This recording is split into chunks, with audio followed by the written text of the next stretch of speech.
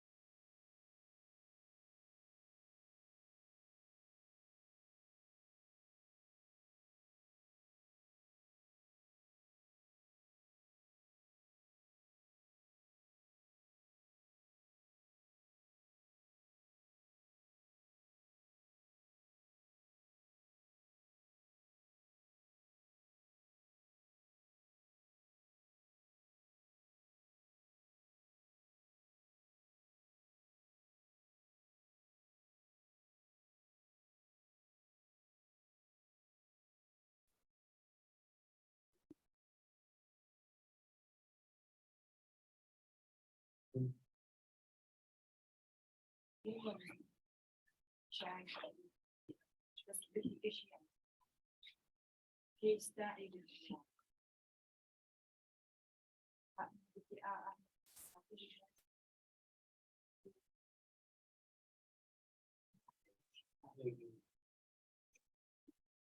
right, get started. Go home. I'm not here all day. Go ahead. Huh? We're gonna go ahead. Go early, that's right, go early. Okay, so hopefully in the right class, business 7110, strategic HR. Okay. All right, so I already had the class before. Some I had you online. You guys know each other. You're talking. Okay. So good. Okay, good. So I don't have to do any intro. You guys know me. Syllabus, hopefully take a look at it already. Yeah. Not too much change. It was the same thing, Yeah. normal DBA class, right? Just paper, exam. I think there's a case study. Okay, week 6, maybe. Huh? Maybe week 6. Yeah, I think it's week 6. Let's see, case study, yeah. Week 6, yeah. Final paper, final draft, lit review, final paper. Again, don't get stuck on the pages and the words, right? Sure, you just give me some good content. I'm not worried about, 10, 12 pages. If you have 8, 9 pages, it's good content. I'm okay with that. Try to keep it, under 15. Don't write too much, right? But just stay consistent with the work. Both you guys know I'm gonna grade you on your work, nothing else. So you should be good to go. Okay. This class is super small. It's only 7 students. So yeah, so make sure that you get a chance to get in there, respond to your peers as quickly as possible. And just kind of switch it up every week, respond to somebody different every week if you can. It's a small class, so it's gonna get real tight. I'm gonna wait to see who actually shows up in class before I put you guys in groups. Unless you guys want to decide on your groups yourself, I'm okay with that. But you need to decide by next week who's gonna be in your group. If not, I'll do it. It's not a big deal. So it's up to you. You guys let me know what you want to do next week. And then if you want me to put them together, I put them together. If you want to decide on your own, I'll let you decide on your own. Okay? All right. Aside from that, you should be good to go. If anything I can tell you is try to, I don't know what everybody's topic is as far as dissertation goes, but for the most part, if you're doing your papers, always try to connect it to your final dissertation, right? If you can. All right, this is HR. A lot of times this doesn't necessarily apply to anybody's topic, but if you can, you always try to build your papers that you have in class to your final dissertation paper. Because that'll help you accumulate all the research that you need. And by the time you get done with all the classes, you have a lot of stuff. You have a lot of data that you can go through. And you don't have to necessarily recreate everything. You kind of cut and paste a couple of things from here, a couple of things from there, and then put it together for your dissertation if it's relatable, if it makes sense, right? If your paper's on, blockchain and finance, HR is not going to have anything to do with that per se, right? It may in some aspects, but for the most part, probably not. So you can't really correlate it too much, but always try, to do that. That way there's less work when it's not for you to do your dissertation. Okay. So this class is a little different than regular HR classes. In that first, of course, it's on the doctoral level, right? And so at this level, we're not talking anymore really about, ADA, we're not talking about Civil Rights Act, we're not talking about laws. We are a little bit, but not necessarily as much as we did in the first introductory class with the master's and even at the undergrad level, right? Here, what we're talking about is really assessing the needs of the company and making sure that we can derive value from the workforce and also make them feel valued, okay? So when you have a company, what's the most important thing in your company? What do you think? The human resource. The people, right? People are the most important thing. Ricky, you there? Yes, Professor. Okay, cool. Welcome. Thank So the most important thing is the people. It's not about the product. It's not about anything else. It's about the people. And so if you take care of the workforce, they will take care of you. Okay.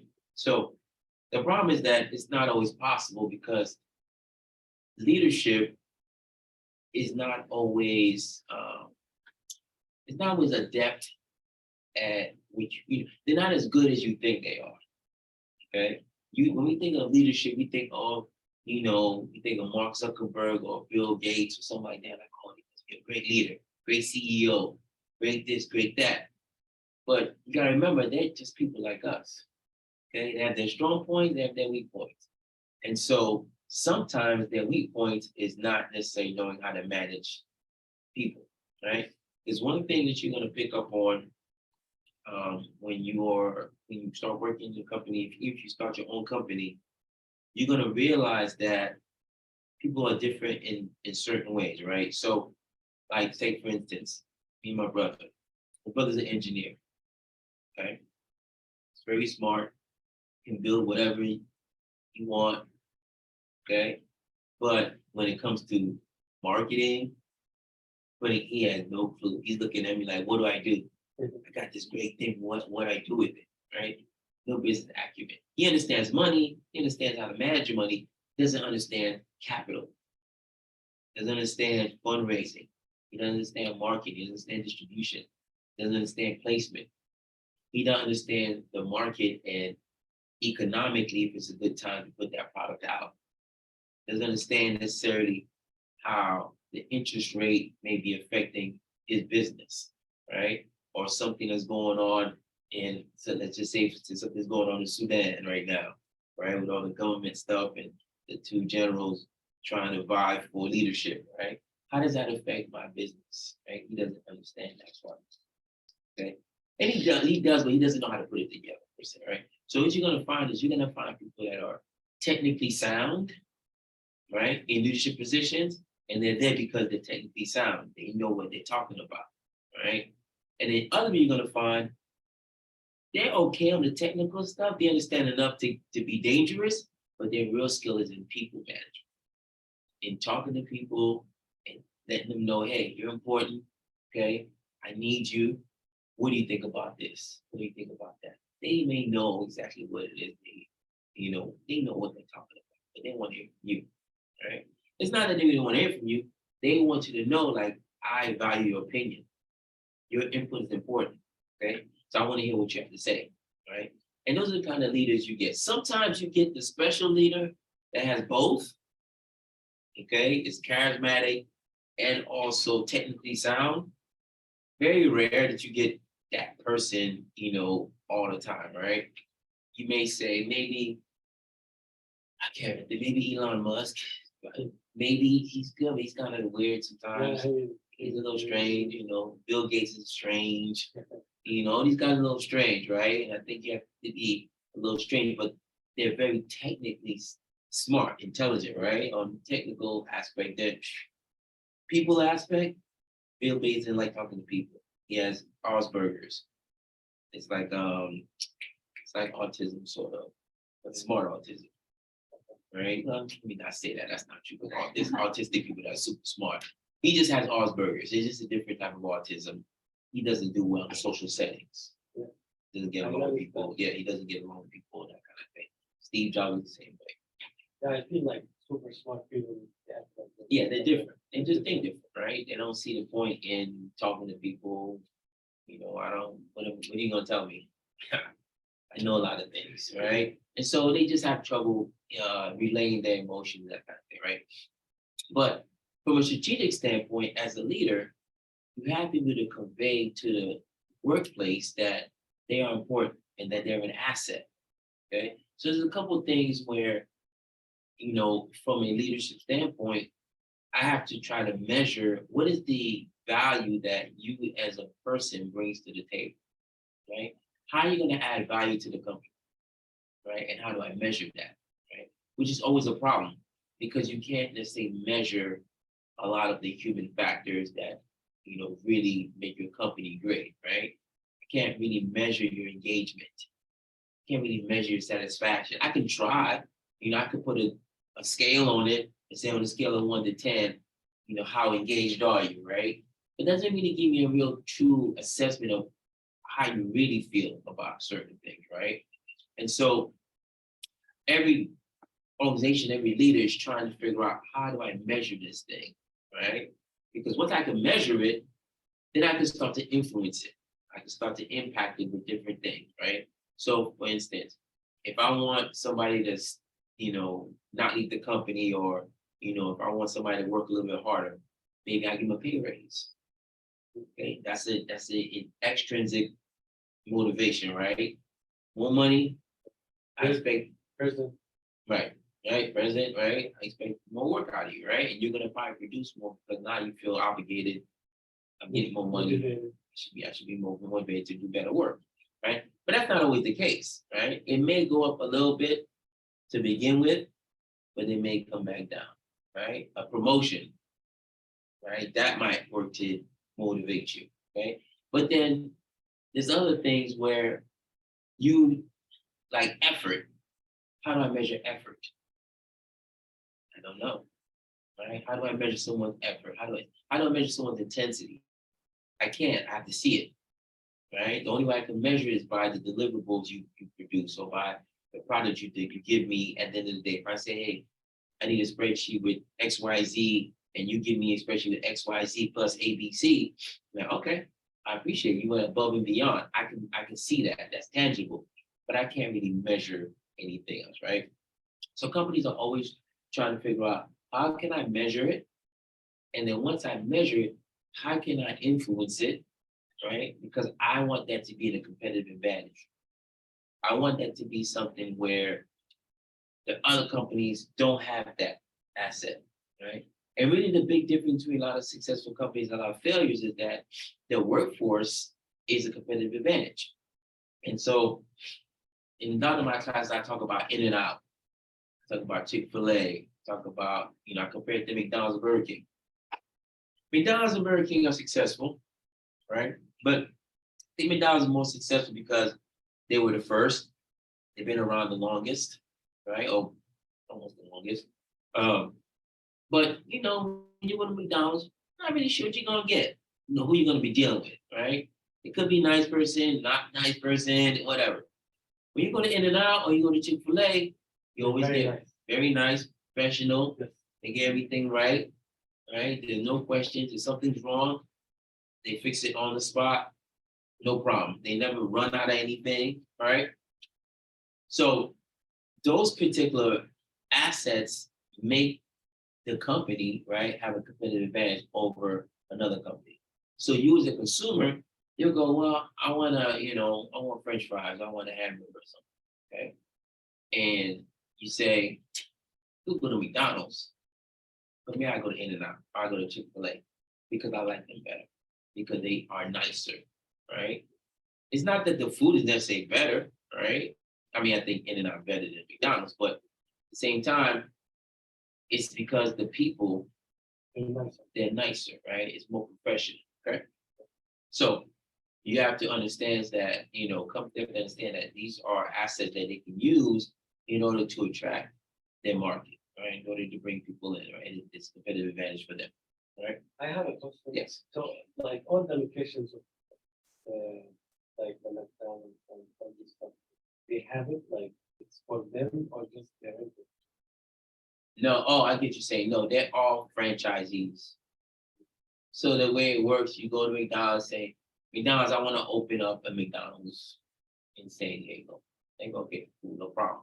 And what they do is they have these things called waypoints.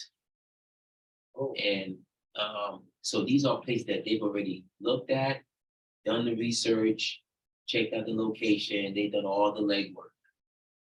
As a corporation, McDonald's as a corporation says, hey, we have 5 available places that you can put a McDonald's in that we've already vetted. We're good to go. We just need your money. Okay? And then they say, okay, cool. And then give them the choice, like you got these five, pick which one you want. Pick the one you want, and then McDonald's does everything else after that. So you got to just give them the money, so they can give you all the product and all the stuff and the marketing. Because McDonald's does everything for you, right? Marketing, supply, everything, right? And so, but the franchisee owns the McDonald's. They own it. They make good money. Yeah, they make great money. Yeah. If you own a McDonald's, yeah, you make good money. Yeah. McDonald's is not cheap to open. So I think it's 1.5 million right now to start a McDonald's. Or more, yeah. Depending on location, all right? Yeah. If it's a really tight, prime, good location, it's gonna be more money. But for the most part, 1.5 million, and then you start McDonald's, right? You own that McDonald's. It's just that all your resources are coming from the parent company. All right. And why do they do that? Why do they make everything from the parent company? Let's say for who? Why? Why less headache?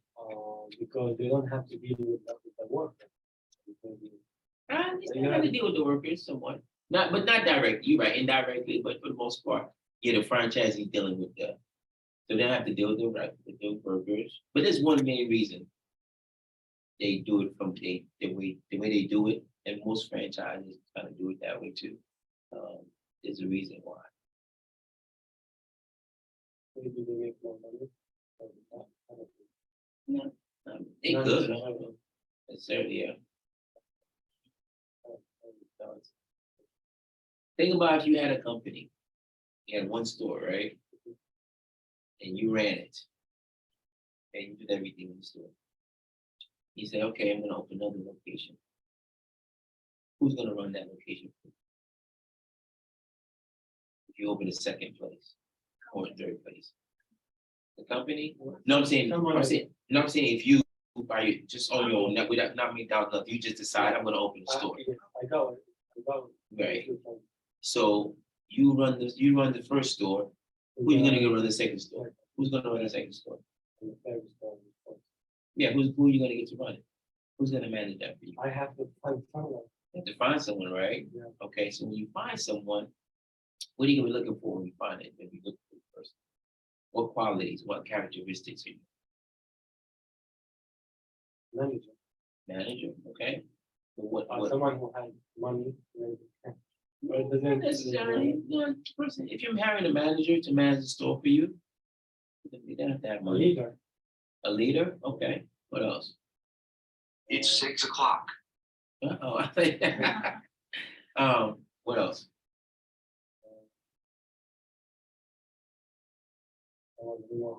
Communication skills. Okay, maybe someone like you. Maybe someone like that. Maybe someone like you, right? Yeah. Maybe someone that kind of like, ambitious, hungry, hardworking, smart. Maybe someone like me, right? Yeah, or like you, if you say that. Nobody. Someone like you, like who does the same, who behaves in the same way as you, right? Who sees the importance of working hard and appreciates the business, right? But why would you pick someone like you? Because we already studied the EBA. Yes, this is true. This is true, right? But why pick someone like you?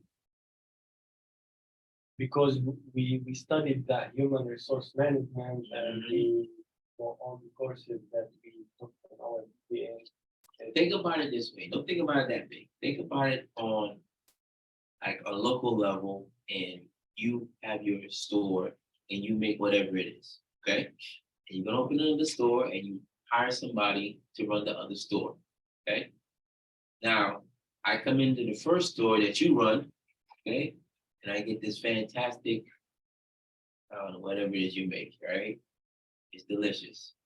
And then a week later, I happen to be on the other side of town where your other store is, and I go in there and I get a disaster.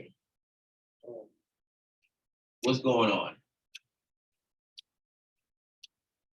So in this case, No, it's not the location. well, in this case, the other manager or the guy that you hired, he didn't go like did all the standards that we give Okay, close enough, right? The quality control is not there, Yeah. So okay? As you start to expand and get bigger, you lose quality control. You see that when you go to your favorite place, they have one store and it's great. And they say, oh, we got another location down the street. And you go to another location, it's like, it doesn't taste the same. Like it doesn't taste as good as as it does in the first place. It's quality control. Because somebody else is cooking it. It's not you. Right? Somebody else is sewing it, somebody else is welding, whatever it is you do, right? Somebody else is doing it. They may have the process, they may have the recipe, but it's not you. So it's gonna taste different. Okay. This is why McDonald's doesn't really do it. Everything comes from the same place. so all the stores have the same thing. All the stores have the same consistency, same quality control. All the French fries come from the same place. They just pack them up and send them different places, but all the French fries are the same, right? So I'll give you the same French fries in New York or the same French fries in California. How to cook them, same way. Same French fries, right? Same, That's why no matter where you go, any McDonald's you go to, probably the same. Consistency, right? It's a quality control issue, right? This is why McDonald's does it that way. That's why most franchises do it that way. Because they want to maintain the control, because at the end of the day, it's still McDonald's and it's still their name. Do you know who owns the McDonald's down the street? Do you know who owns the McDonald's down the street? um, Do you know who owns the Starbucks down the street?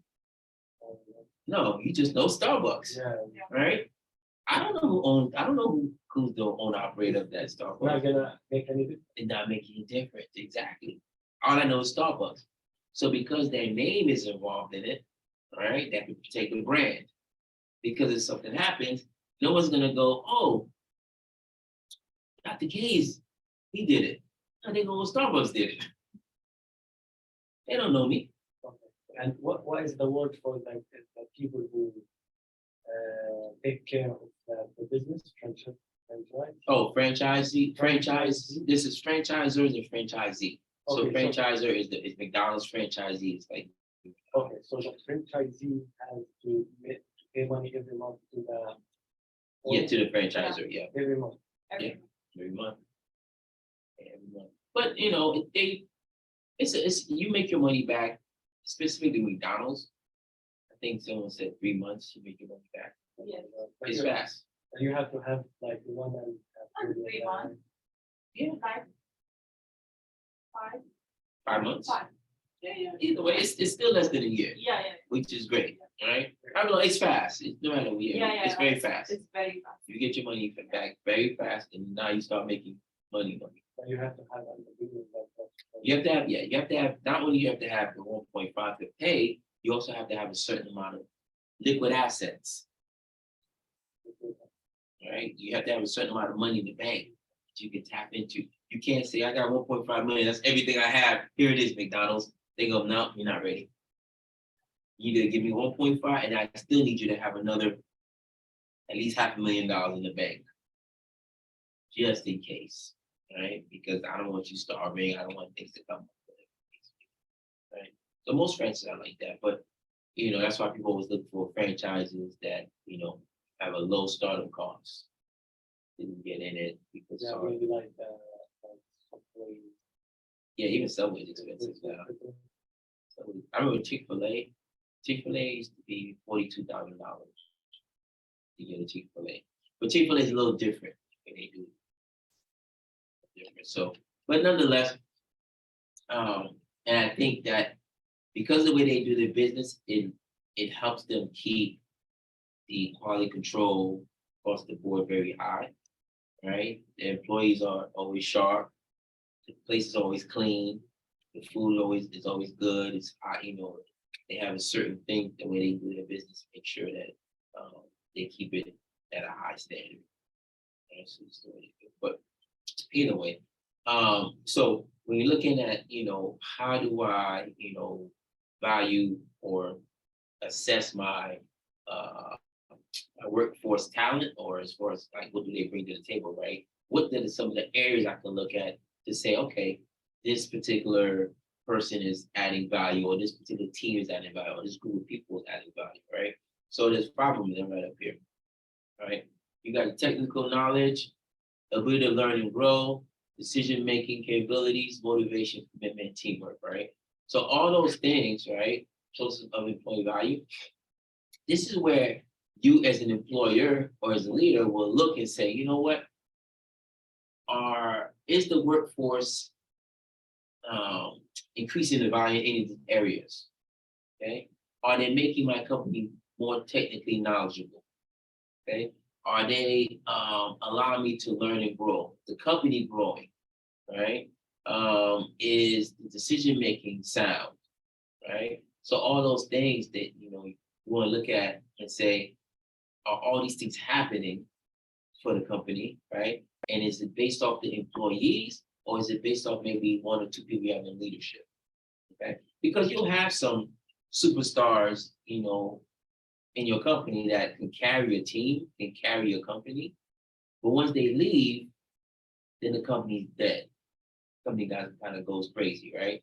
So, for instance, like if you guys know anything about the history of Apple, Steve Jobs was the CEO, and they fired him. As soon as they fired him, the company tanked. Okay. At one point, you could buy Apple stock for 2 cents, 2 pennies, nothing. Right. Now they bought him back, bought Steve Jobs back, and he came with the iPod Mini, the iPod, iPhone, the Mac, and all this What stuff. they were doing then for that. It's hard to capture like somebody like him and the way he works, or the way he worked. It's very specific. Again, goes back to super smart people. They're not always easy to get along with. So usually it's my way or the highway when it comes to smart people, and because he had a vision. Just like Elon Musk has a vision, Mark Zuckerberg has a vision, all these CEOs, they have visions. And if you get in the way of the vision or you try to derail it, they're probably not going to take that too lightly because they know what they want to do. They just have to find the people to help them do it because they can't do it all by themselves, right? It's only one person that can only do so many things in a day, right? And so because of that, you'll find that a lot of them, have a few close people, but they can carry the whole organization because it's my way or the highway. I have all decision-making authority. And so we're going to do this and then tell everybody this is what I want to do. Steps 1 through 10, there it is, all right? When you don't have that, when you are relying on, your workforce to make sound decisions, to be motivated, to be committed, to, engage in good teamwork, right? You're asking a lot of people. You're asking a lot of us as humans, right? We have a hard time taking directions sometimes, right? Because naturally, do you want to work with somebody? Do you want to work with somebody? No. You rather have your own business, right? Be doing your own thing, sending your own time, your own hours, and doing things the way you want to do, right? And so if you work for a company, you can't do that. You have to do what they say, how they want it, because it's their company, not yours, right? And so at times it's difficult to get someone to be motivated about something that's not theirs, right? Committed about something that's not theirs. Engage in teamwork and collaboration for something that's not theirs, okay? When you have a vested interest in something, you work harder because you know what? The harder I work, the more reward I get. That's a vested interest. If I don't have vested interest, where no matter if I could work at 80 hours a week, guess what? I'm gonna get the same paycheck I got if I work 10 hours. Yeah. Why would I work 80 hours? I work 10 hours and then go hang out. Okay. So companies have a hard time with investing in their workforce because you're taking a big chance, all right, and saying, I'm going to put $25,000, $30,000. I'm going to say this training, and then you turn around and you're okay at it, but you don't have the commitment that I need you to have. you don't have the drive, you don't have the passion, you don't have the motivation that I need you to have. Right? It's going to affect the company, right? Especially if it's something that's a very specific skill set and only one or two people know how to do it, or we rely on you to be able to manage a team of people to do it, and you're not doing too good, then it's going to be a detriment to the company. A lot of companies, they don't like wasting money because they get nervous about putting money into people because people are unpredictable. That is the nature of who we are as human race, right? You can have the best plan, but the minute you put a person in it, it's done. Okay. This is why computers are great. It's why AI is great. Okay. You tell AI, you tell the computer, go left, turn right, go left again, turn right, left, turn right, turn left again. You tell somebody the same thing, a person, they're gonna turn left and they're like, I can't go faster this way if I just go straight. No, I told you to go right. I told you to go right, right? But you wanted to go straight. The reason I told you to go right, because there's something waiting for you when you turn right that you need to pick up, and then you can turn left, right? You gotta follow directions. And so companies are always afraid that if I start putting too much into people, right, to a person, they're not going to necessarily deliver on that cost, right? I'm not gonna get a good return on my investment, first thing. Secondly, I don't wanna make anyone feel like they're indispensable, okay? Anyone can be replaced in a company, right? And that is a hallmark of a good company. For the company to survive, even if a key person leaves, right? So I just say you're big, you're one of the senior managers there, and you go on vacation for 2 weeks. The company should not fall apart. Okay, the company should run smooth. It shouldn't be calling you every 2 seconds. Hey, what do we do? What do we do? What do we do? No, they should be to function on their own. No problem. Don't need to call you, right? The company should not break down because one person is called, right? And that's how you know you have a good company or at least a good team, because anybody can step up and lead. Right? A lot of leaders, but the people also understand situational leadership, in that sometimes you have to be a follower. Okay. Everyone has a boss. Doesn't matter who it is, they have a boss. Okay. Could be your wife, could be your husband, could be your kids, but you got a boss. Right? Could be Allah, could be God, you have a boss, right? Everybody got a boss. The president has a boss, everybody has a boss, doesn't matter. Okay? Always somebody to answer to.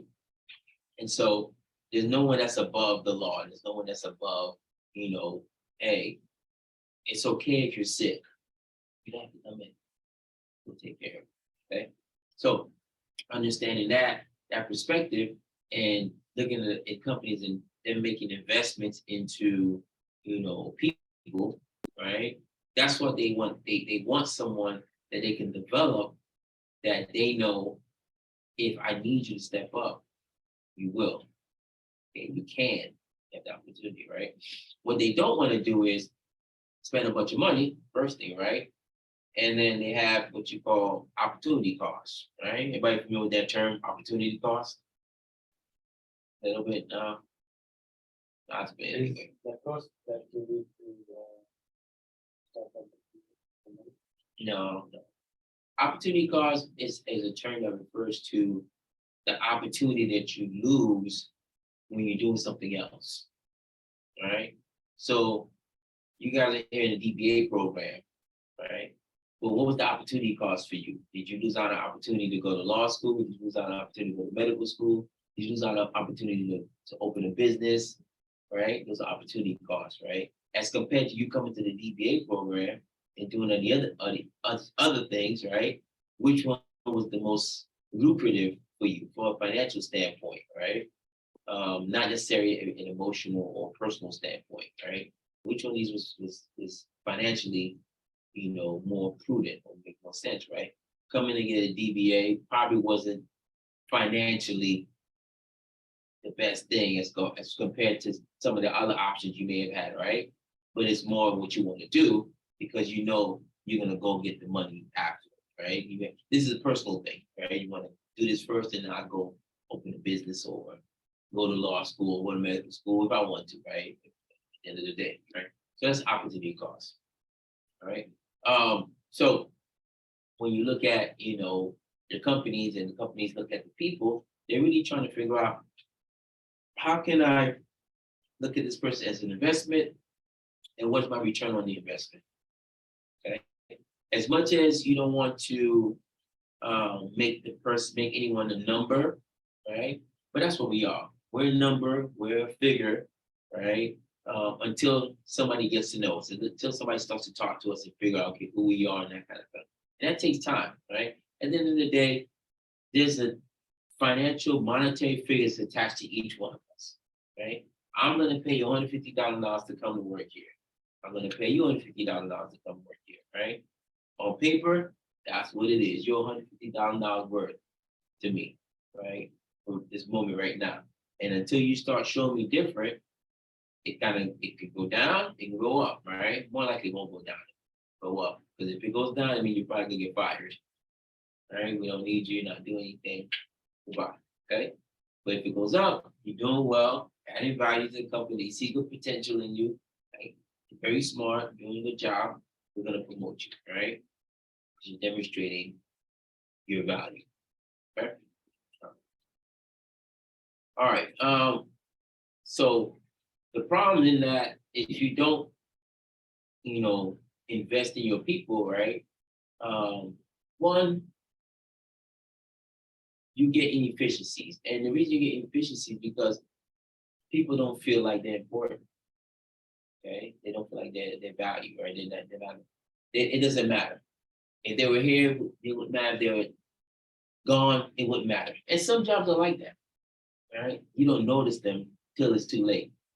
Like this guy, the janitor, for the people that come and clean up the offices and take out the trash, right?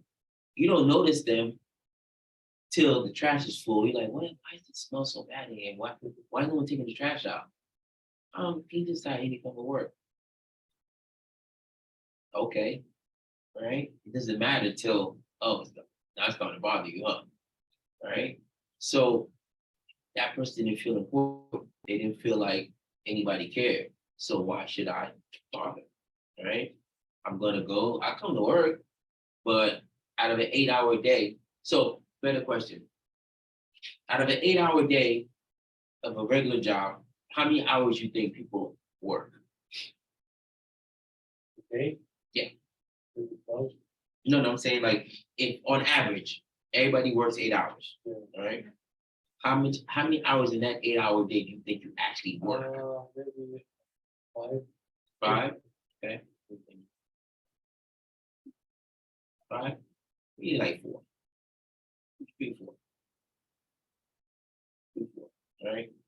Because you come to work, sit down, gotta get your tea, coffee, you gotta talk to somebody, breaks, lunch break, I gotta go to the bathroom, I gotta check something on the internet real quick. It's only gonna take me 10 minutes. All right. 4 hours out of an 8-hour day. But I'm paying you for 8. We only work 4. Okay. Now that's not just you, that's everybody. Yeah. That's- Time is money. Time is money, right? Time is money. So in those 4 hours, how much could you have gotten done? A lot. But guess what? You're gonna get it done tomorrow. Right? There's a saying we had in the military when I was in, right? If it doesn't get done before lunch, it'll get done tomorrow.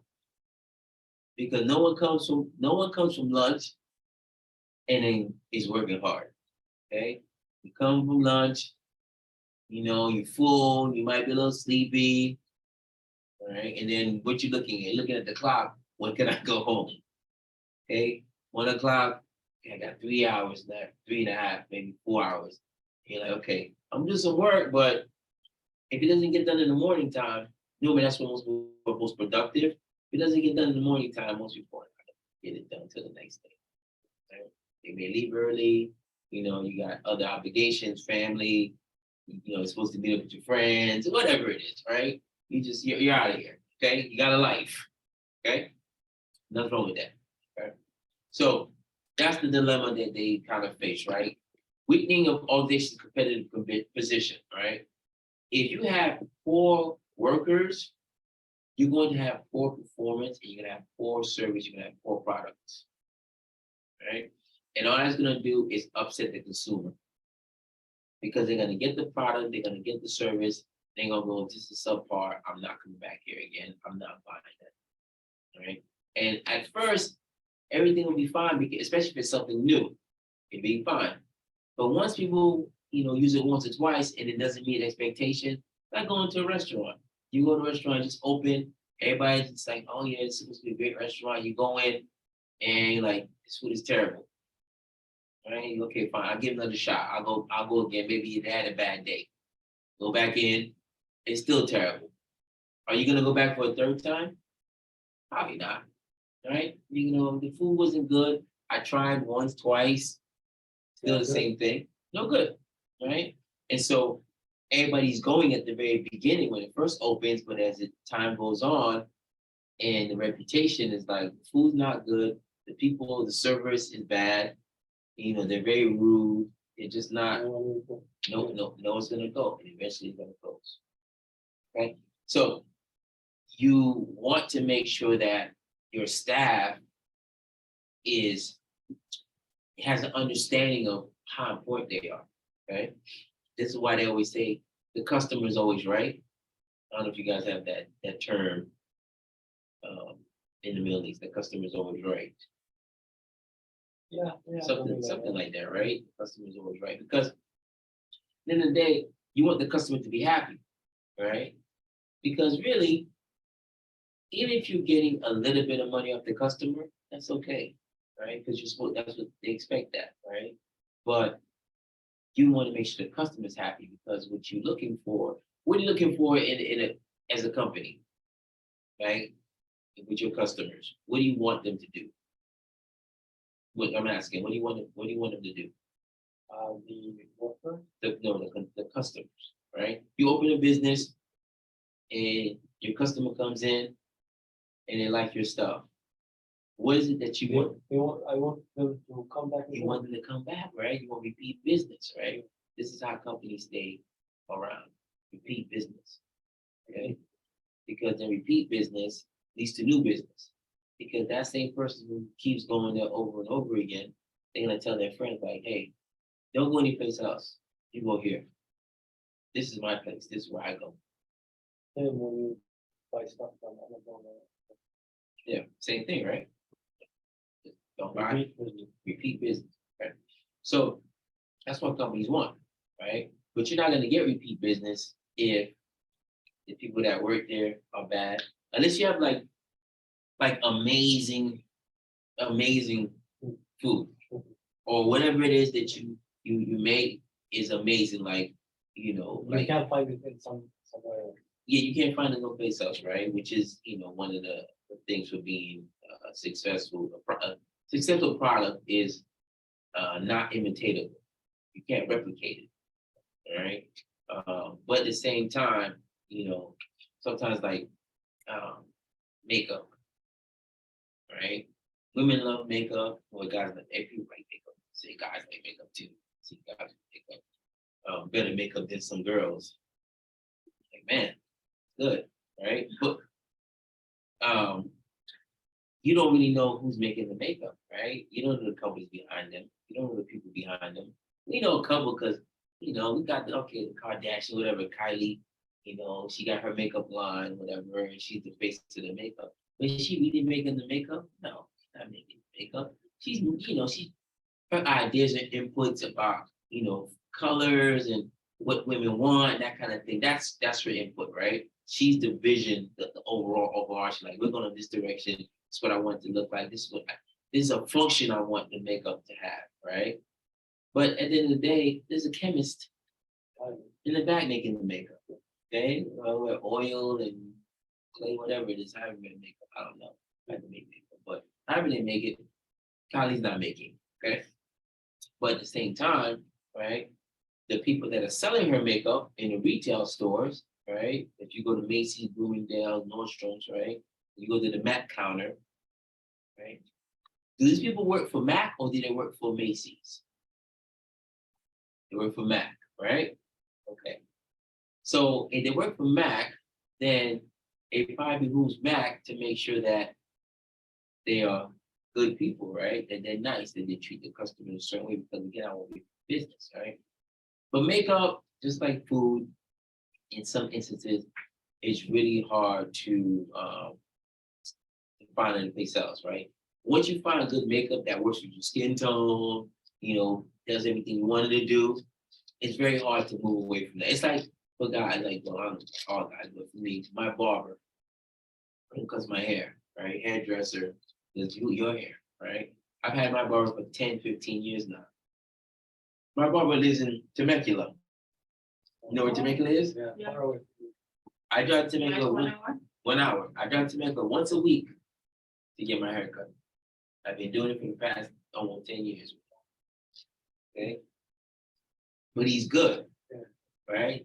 And he knows my head. He knows what I like. He knows what I want. If I want something different, he knows what to do, right?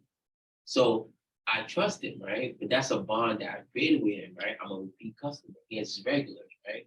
But I also tell people, I wish I go to get a haircut. I said, well, if you don't mind driving, go see his name Nick. Go see Nick. Okay?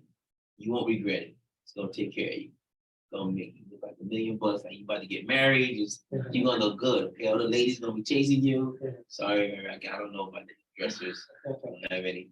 Well, except for lady that's braid my hair. Okay, she's good too. Right? But she's in Temecula too. Right? Because I trust those people, right? And that I know that for me and them, right? They're not necessarily my employee, they are working for me, right? When you go into the store, that person's working for you. Okay. And so if you are on time, you add value to my life, you make me feel better. I feel good when I leave the barbershop. It's not expensive, it's not too expensive, it's within the market rate. Right? All those things play a role into me coming back and not looking for somebody else to go to.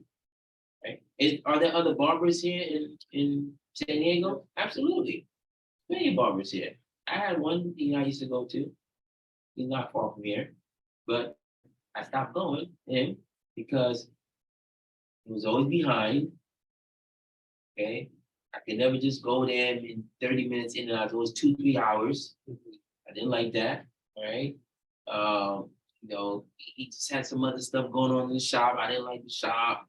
I liked the way he cut my hair, but I just didn't. And I was with him for 5 years. I just didn't like the way he was doing it, right? And like the way he was treating the clients per se. He was a nice guy, but just the way he was running the business, right? And so you have to make sure that, the workforce, right, is treating the consumer in a way that they feel valued, right? And the way you do that is making sure that you make your employees feel valued, right? If the workforce feels valued, then they'll make sure that the customer feels valued because they believe in the product or the service or the good, whatever it is. Okay, they have an earnest love for not only for the. So there's some employees, they hate the product, but they love their boss. They love the people they work with. They love the company, right? Do they necessarily like the product? No. Right? Then we don't have like what we make, right? Some people work for, people that make alcohol, let's say Jameson or it's vodka, whatever, right? They don't drink. They could care less, right? But they love the process. They love the people. They love their body. They love the organization. The organization is great to work at.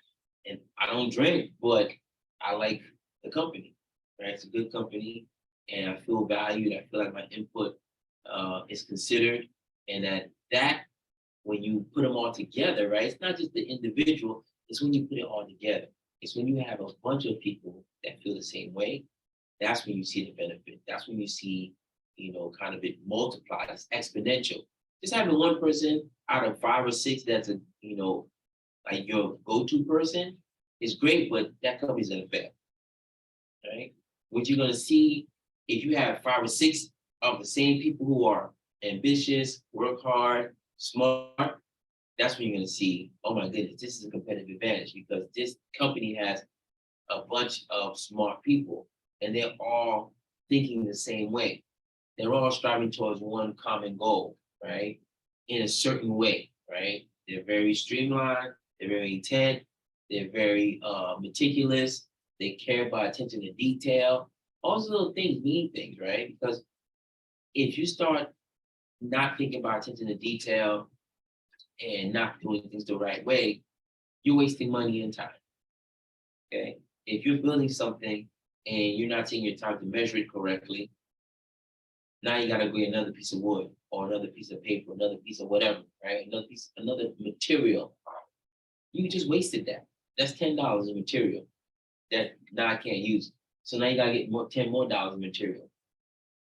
Now we just spent $20 for something we're gonna, that should have been $10. Now I've doubled the cost, but I haven't doubled the price to the consumer, right? I can't change the prices for the consumer, not at that point, because it's an error you made as a worker, right? And so I have to make sure that, as a group, we're all on the same sheet of music, right? All right, is it 6:31? All right, take 10 minutes, bathroom, whatever, and then come back and then we'll finish up. Unless you guys are good, keep going. All right. Okay, all right, we'll keep on then. We could go and We go a little early, that's right. Okay. All right.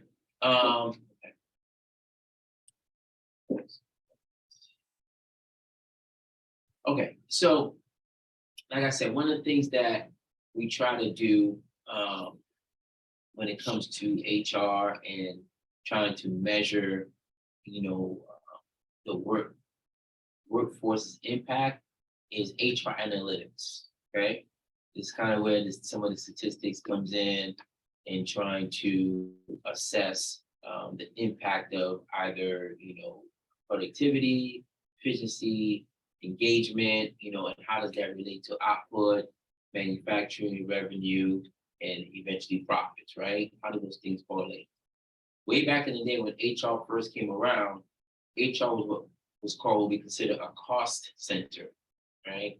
All HR, when we talk about cost centers, we talk about things that cost me money, but don't make me any money. Okay, so I could have where have an administrative function per se, right? Like, or even like let's just say IT. Let's say internal IT. Okay, internal IT really doesn't make me any money per se, right? But without it, nothing's going to really run, right? Because the people that are in the company can't do anything. They can't email each other. They can't get into the systems they need, right?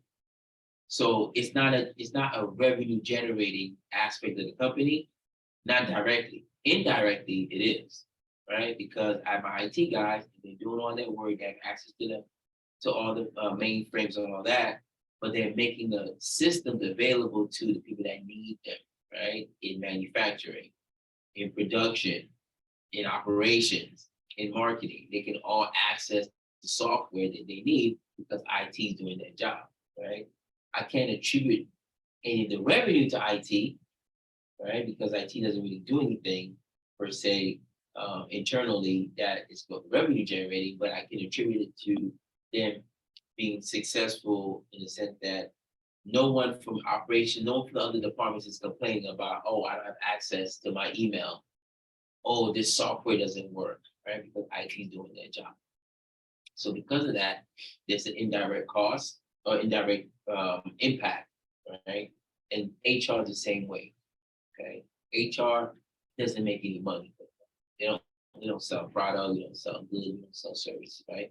What we do is we manage the people within the company, right? And if you're happy as an employee, right, you get paid on time, you get treated fairly, vacation, no problems, you got an issue, you go to HR, they fix it for you very quickly, right? If you're not worried about those things, guess what? You're focused on your job. Okay. The minute you have to start focusing on something else, Solving problems. yeah, solve problem, HR problems, right? Glenn, my paycheck wasn't right this week. You know, my child is sick. I need to take a few weeks off. I want to take, family medical leave. All right. I want to do something here, or I want to transfer to another position. I want to do some, some other thing, right? All HR functions. If you're so worried about that, guess what you're not doing? Your job. Because you're trying to manage all this other stuff where HR should be managing for you, and they're not, right? That's why HR has an indirect impact on revenue, right? It's not necessarily a cost center anymore, but it's not a profit center either. It's not a revenue generating aspect of the company, right? But there's value in making sure that the people within the company are taken care of. Because once they're taken care of, they can take care of the business at hand. They take care of the company's business, all right? So now we look at some of the findings, right? Primary reason for profitability, effective management of human capital, right? Integrated management of human capital can result in 47% increase in market value. Top 10% of organizations studied experience 391% return on investment in management of human capital. That's a lot of return, okay? So if you look at some of the top tier companies, based on this statistic here, it says that they have a 391% return on investment in management of human capital. That means they have some good people managing their people, right? And it's not just related to HR, it's related to the middle managers, the senior managers, because that's really who is going to have the most direct impact on you as a worker. It's not going to be HR, it's going to be your boss, who that you work with, right? If they're annoying, if they're lazy, and they don't do what they're supposed to be doing, or they're just not good workers, you're going to, that's going to affect you. It's going to affect your work. It's going to affect if you want to stay with the company, right? That's why those people are important. It's not really HR in itself, because HR just manages things. HR doesn't really, execute anything. Performance evaluation. HR doesn't write that. Your boss writes that. You write that, right? People that work for you, okay? And so if you're not fair, you're not unbiased, right? And you're giving people bad reports because you don't like them, because they dress funny, or because of their religion, or because of their, racial background, or because of their gender, or because they're pregnant, right? All these little things, you're gonna have problems. Okay. Not only is it illegal, but you're not gonna get any quality talent. Nobody's gonna stay with your company. And then quickly, the word is gonna get around. Okay. Within the industries, they're very small. The industries are not that big, right? So within, certain like search platforms like Google, Microsoft with Bing, Yahoo, right? Those guys are intimately familiar with who's who in the zoo, right? Who are the top people within that circle, right?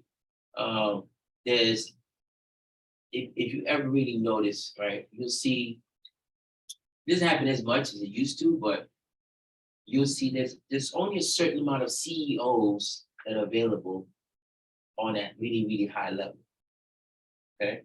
Someone who has enough experience and is charismatic enough and is, capable enough to run a company.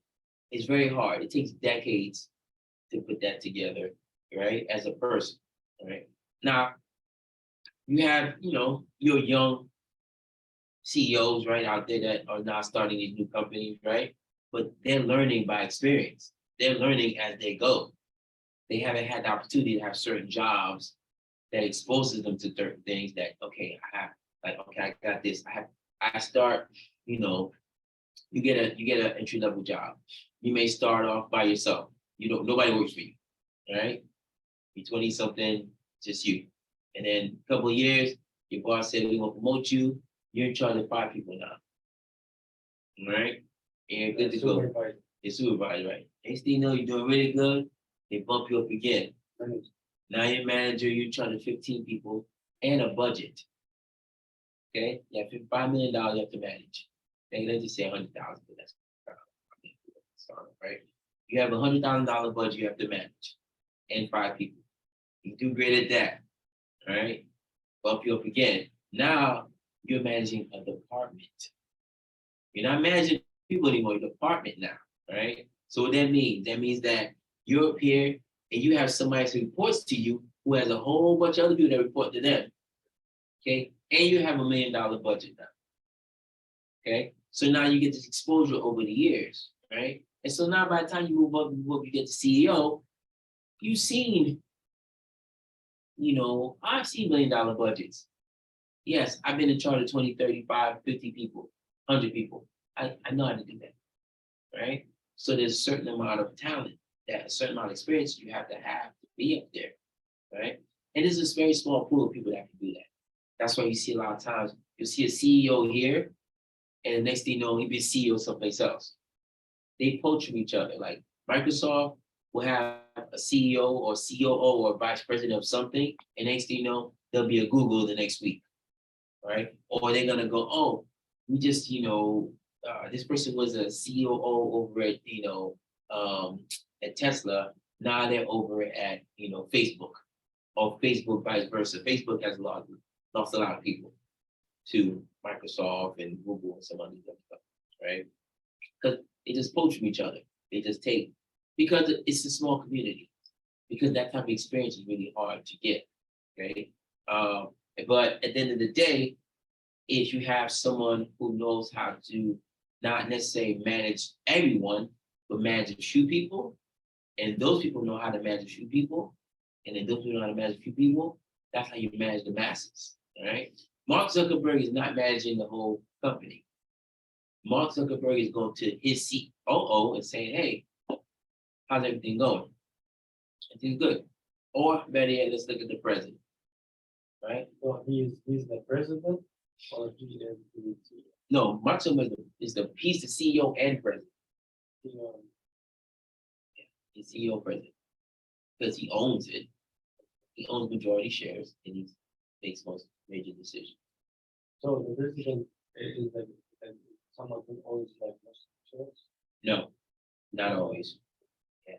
President normally is somebody appointed by the CEO to kind of do the day-to-day operation. It's like a prime minister, something like prime minister that are the leader. The president could own shares and have majority ownership, but typically the president is somebody that the CEO brings on to kind of run things. And the CEO owns shares too? CEO normally owns shares, but the CEO again is someone that's appointed by the board. The CEO and the COO, if they don't own the company outright, or they don't have majority ownership, they're normally appointed by the board of directors. And the board of directors, unless the CEO has 51% ownership, they can vote the CEO out. They can put in the CEO in there, COO in there, CFO, anything with start with a C, they can get rid of. Okay, for the most part, right? If you have majority ownership, that's when you're kind of the CEO and the president, right? Because you're making major decisions and you own a large part of the company. So different. But again, those folks, are not managing everybody, right? It's kind of like having a cabinet. I'm going to get with President Biden, right? President Biden, he manages the company, or the country, but he has a cabinet. Secretary of Defense, Secretary of State, Secretary of Commerce, Secretary of Education, right? He's all these people that work for him, right? Who have other people that work for them, right? And so, depending on how he treats his cabinet members, all right, his different secretaries, that's how they're going to treat their people. Okay. If I'm the president and I'm always jumping on you like, leave this now, or this is not right, this is not right, I'm going to go to the person that works for me like, hey, we need to get everybody in line. Every time you give me something, the president is not happy. He doesn't like it that way. Do it this way. Do it the way he likes it. Okay? And then they're going to go back and they're going to tell their people, hey, we're going to do something different. It's not working. Right? They're not going to say the president doesn't like it. Just going to say, hey, the people up top are not happy. We're gonna change it up, okay? And so it just trickles down. The person at the bottom is who actually gets it. All right, the person at the bottom is the one that is actually doing all the work. Not the person at the top. The person at the top, lots of ideas and lots of talk and that kind of thing, right? But that's just the nature of it. That's just the way it goes. The higher you go, the more detached you are from everything that's really going on. Right?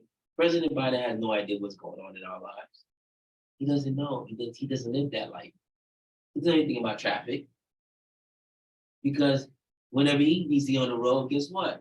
They open the road, they close the traffic off. He just goes, or he gets in the helicopter and he goes where he needs to go. If either one of you have a helicopter, I like to borrow it. Let me use your helicopter. You have one? In this situation, I feel like there's someone, we need someone to make like the final decision. Yeah, He's like the one who's exactly, right. Make the final decision, right? And that's the responsibility you have as a leader, as a CEO, Yeah. COO, those positions, because you have the experience, right? And you also probably own the majority of the company. So you're gonna make the decision, right? Because you've taken all the risk, you built it up this far. So you're going to make the decisions. If it falls apart, it falls apart. But at least you made the decision. All right. like the same in the same house, Yeah. You need someone to make like the final decision, otherwise, It's not gonna work. Yeah. Now you can do decisions together, right? You can do decision by committee. But the thing with decision by committee is that you can't have too many people on the committee. Okay. And if you're married, you have a husband and wife, you sit down, you talk, right? And say, okay, what do you think? All right, and then we'll make a decision. And maybe you say your wife, okay, what do you want to do? Whatever you want to do, we're gonna do, right? And the wife may say the same thing. Whatever you want to do, we're gonna do, right? Because we trust each other. We know we're looking out for the best benefit of each other. So we're gonna do things that are good for both of us, right? But sometimes when you have too many people, right, you're not gonna ask the kids, you as parents, as adults, you're gonna say, we're gonna do this, and you're not gonna ask the kids who are 5 and 6, what do you wanna do? Of course you know what they want. They wanna play, eat candy, and play video games, watch TV, go outside, be with their friends. They don't know nothing. So why am I asking you? Because I already know what you're gonna tell me, right? It's not that it's not important, it is important, but it doesn't add any value to the decision. You know what I'm saying? So you want to make sure you keep it small when you're doing it by committee. But at the end of the day, somebody's gonna decide, and it's either you agree with that person or you don't agree with that person, but the decision is gonna be made. And when you talk about organizational, right? That's why we have a CEO and that kind of thing. Personal relationships are a little different, but even at an organizational level, the CEO, if they're smart, they're going to talk to all their people. They're going to talk to CEO. They're going to talk to the president of HR. They're going to talk to the president of marketing. They're going to talk to all these people and get input, and then they're going to make an informed decision about what to do, what's in the best interest, long-term interest of the company, right? Not necessarily short-term. Most CEOs are thinking about down the road. Thinking about like fund for the most part, right? Let the COO deal with that, right? That's the CEO's job, day-to-day operations. My job is to look down the road 5, 10, 15 years and see where I want the company to be, right? What am I trying to do for the company? I'm trying to expand it and grow it so that it's a global brand. So hopefully for the domestic brand. But you can tell from the research findings that, it's important that companies value their workforce.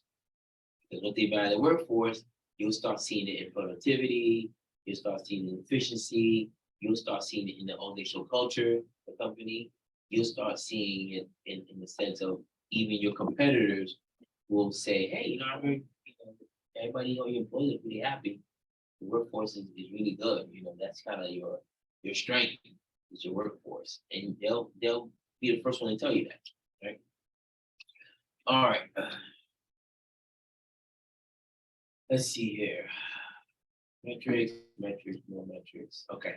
So there's some common metrics here that they use for HR to kind of, assess whether or not they're adding value, okay? And each one of these are different because they all come from different industries, okay?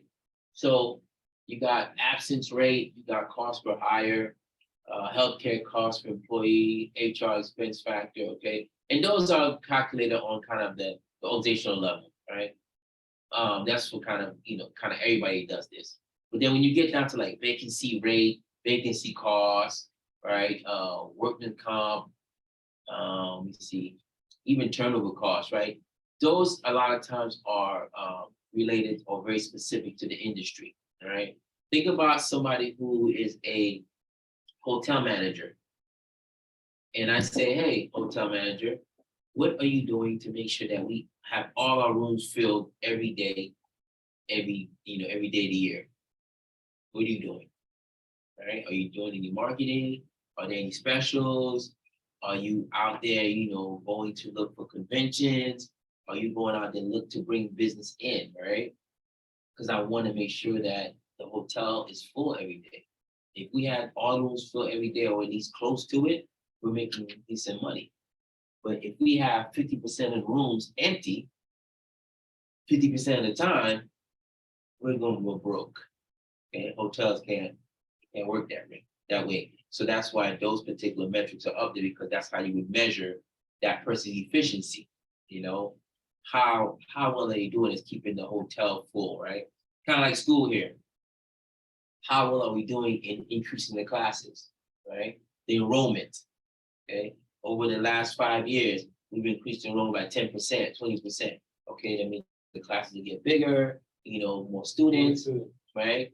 More students, more activity, more engagement, right? You see the benefit for you as a student that there'll be more people in the class that you can talk to and kind of get different perspectives. We can do different things, right? Because there's stuff that, like, so we have a small class.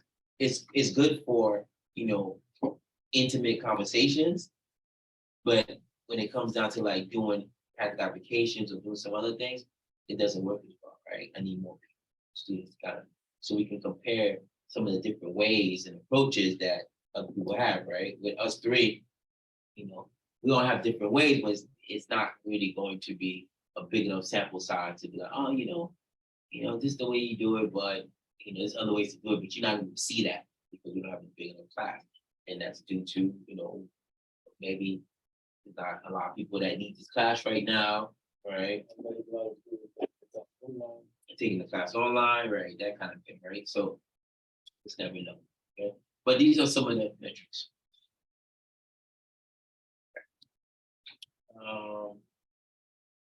Calculation of capital measures. Let's get that. Okay. All right. So when you look at metrics and what companies can easily use, first one up there is retention and turnover. And this one is a really critical one that they use to really assess the company and how liked or how good is the organizational culture of the company. Okay. Now, the thing with this particular, the employee retention and turnover, is that it's very specific when it comes to certain industries. Right? Let's go back to McDonald's and fast food. What do you think the retention rate and the turnover rate in fast food is? I don't. 75%. 35%. Okay. All right. Yeah. That's pretty close. You gonna say it? I don't understand. Okay. The turnover. Like retention and turnover, like they are No. Keep. Oh, okay. Yeah. The So opposite. yeah, the opposite. Turnover is getting rid of Oh. either voluntary turnover or involuntary turnover. Yeah. So either you gotta, either you need to, that person, leave because they're gonna get a new job, or they leave because they got fired or whatever the case may be, right? So that's turnover. But we look at that and say, do you have high turnover? And in some companies, that's normal, right? Like I said, McDonald's, and Ricky said 35%, which is pretty close. All right. So because the way McDonald's is, the nature of McDonald's, right? Nobody in McDonald's typically goes there as a career. It's not that, that's not what they came, like, they don't go to college and say, you know, I'm gonna go work at McDonald's now. That's not what happens. Most of the people that work at McDonald's, they're either in high school, or, you know, they're between jobs, or, you know, low skill workers, that kind of thing, right? But they're constantly rotating out. They're in and then they're gone. They're in and then they're gone. They're in and they're gone, right? And so McDonald's, or the fast food industry, they're used to high turnover rates because they know people are gonna come in, they're gonna stay for a year, maybe two, and they're gonna roll out because it's just a jumping, it's a platform for them to spring to something else. It's not their career. It's not what they didn't go to school to work, make French fries, right? Or run the cash register. That's not what they did. And so that's not what they came here for. So they have a high turnover. But companies like Google, Microsoft, Tesla, Netflix, if they have high turnover, now you have a problem. Because now you're like, okay, why are your workers leaving? Where are they going? What's going on inside the company? Right? And typically high turnover is because they don't like the organizational culture. They're not getting treated fairly. They don't feel like they've been compensated appropriately based on the work they're doing. And number one reason is they don't like their boss. So it's a good indicator sometimes, and it's, the turnover is a good indicator sometimes, but bad indicator sometimes, and in other places it's like didn't make a big change. Yeah. I mean, it's a good indicator to look at if you're trying to assess employee morale, employee welfare, also productivity, right? You want to look at the turnover rate because when people are happy, they're not going to leave. That's really at the end what's happening. So if you have low turnover, that means more likely people are happy with what they're getting paid. They're happy with their workload. They're happy with their coworkers. They're happy in general. When you have high turnover, it normally means that they're not happy in a lot of places. Either they don't like the people they work with, they have a hostile work environment, they're not being compensated properly or appropriately. It's not, at least not to their to how they feel they should be compensated. And also it may not be, you know, in line with the market. Right. So if it's not in line with the market, and they're gonna bail. They're gonna go. But you don't want to see that in big companies. Because if that's happening in big companies, they have some serious issues. Yeah, exactly. There's a lot of turnover that Yeah. but in the case when you do like normal. No big deal, right? No big deal. There's a lot of reasons for that. Like why it's no big deal. Because McDonald's is working at McDonald's is a low skill job, right? Yeah, they're not making like shifts. Yeah, they're not doing it. Yeah, exactly. They're making chips. They're not coding, they're not doing that software engineer, they're not doing it, right? Not to say that their job is not important. Right. It's important, but it's the complexity. Yeah. It's easy to train somebody, right? Education. Right, they need education to train somebody. I cannot just pull somebody off the street and say, hey, put this motherboard together and make sure it has all the right programming and stuff like that. And yeah, so an hour? Yeah. No, right? Can't do that. Yeah. So you start losing corporate knowledge, right? That knowledge starts to go away and it's no longer effective, right? Because now the company is losing out because all the resident knowledge is leaving, right? So if I hire somebody and I just spent $5,000, $6,000, $7,000 to bring them on, right? I give them a bonus. Then I've given them $100-something a year. And I'm also giving them some training.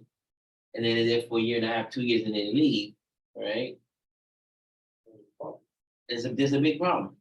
Not only did I lose that money that I've invested in them, now I have to invest new money in somebody else, right? Because I have to bring somebody else in to replace that person's position. Unless I can take it and spread load the work across to other people, but then that's going to increase other people's workload, which again is going to cost me more money because now I have to probably bump their pay. Because they may not be happy because now I give them more work, they mean that they have to stay a little bit longer or come in a little earlier. I gotta pay them more. If I don't pay them more but increase their workload, that's not gonna work for too long. Okay? All right.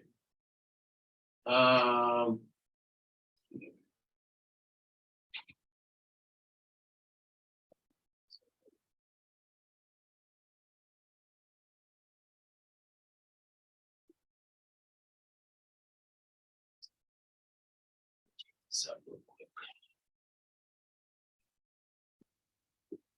You guys good? Need a break or you okay? Oh, I can take a quick Ricky, 5. what's that? I can take a quick 5. Okay, take a quick 5 and come on back.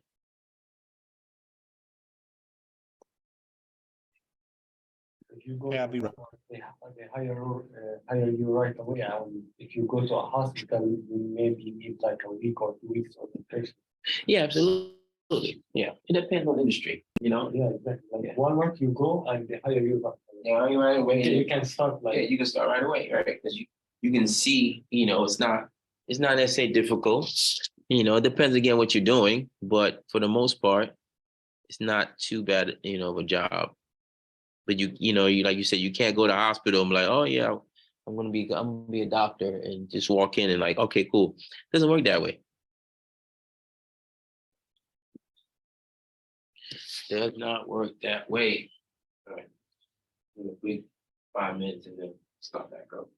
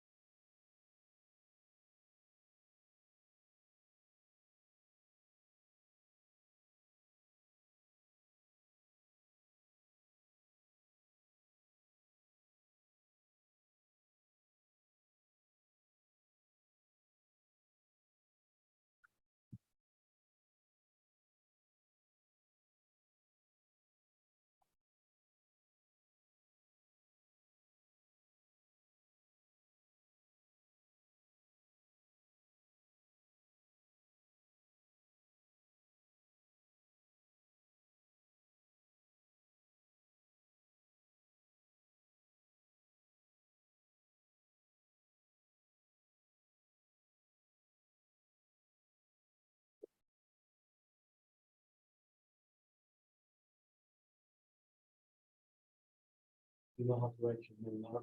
No, I do not. I used to know how to do it. You used to? Yeah, I used to. I do, like I said, I used to be military. Did it you in the military? So before we went to, Middle East, to Iraq or Jordan. So we, You went to some of these countries? no time. Yeah, but I don't remember how to write my name in there. But let's show them, Brandon. Let me see. I love This the is, writing. this is,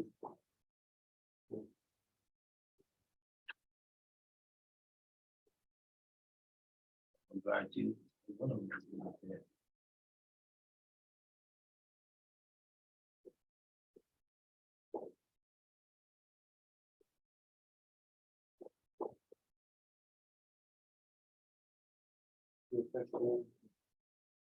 this is, That's right, because you guys go right to left. Yes, that's very complicated. Very complicated. I know it comes second nature to you. You just yeah, like it's mine, your language. Seems so complicated. Like I was trying to learn how to speak Japanese.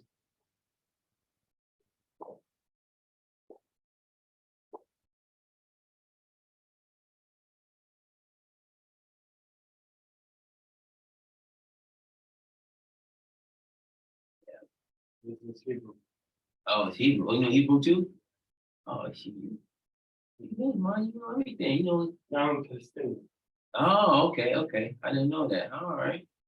So you know Arabic, you know Hebrew, you know English. But, What you know, else? that's it. That's it. See, that's a lot. That's a lot. That's good for you. But I don't really know what I do. No, it's like, I'm good, you know, but Yeah. it's not my, Like the first, then you it's not best. my parents, it's not my, it's the language that Yeah, that's okay. You I live there in my life. don't I know. live because You only know English, okay? That's it. Terrible. I know French. I know English. you know French? I know French. French. A little bit. I used to know Spanish. I can use it enough. I forgot. And I'm learning Italian. I knew a little Japanese too, but Japanese. Sorry. It's not. It's harder to write than it is to speak. It's easier to speak. It's hard to write it. This is my life. No, I didn't go to Palette. No. No. What can Oh, Oman, Jordan, Qatar, those countries? yeah, Gulf countries, Iraq, Iran. And you went inside them? Yeah. You talk to the people and Yeah. These 3 4 months. Yeah. Just in that area. 3 4 months. Mhm. Yeah, this is not enough to learn the language. No. No. Even like Arabic is years. Yeah, easy. Yeah, we learned a couple of things, but nothing, nothing big. Yeah. And interpreter, I and interpreter for the most part. an Arab guy. Mm-hmm. Okay, he speaks like English and My guy spoke English, Farsi, Arabic, French. where is he from? He was in Iraq. Yeah, because that's why because he was to Iran. Yeah. And he was from Iraq. Yeah. But for me, like, that's is far away from me. Right, but yeah, from both, yeah. They don't need to speak it, yeah. It was, yeah, I mean, they're all great, interesting languages. It's just different, and you definitely have to be. I think those languages you have to be in the community. You can go to school and learn, but it's not the same. I think you learn faster if you're there and if you're forced. Yeah, and what I noticed, like people, I met some Arabs who speaks English and other languages and they master the accent. Yeah, But for the people who come and learn Arabic, they can, Yeah. even if they spend 20 or 50 years, the accent, yeah. you still like, Yeah, It's there's hard.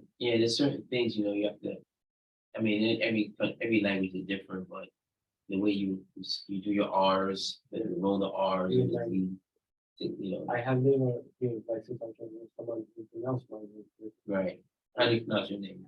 Hassan, Hussam. not actually. Ha. Hassan, Say that again. Hassan, Firsthand. Hassan. Can you do it phonetically? You know what I mean? Like, There's no in English. no, like you spell it this way, no? You spell it this way, right? Yeah, because Okay, this is how you spell it, right? yeah, this house. But the way you say it.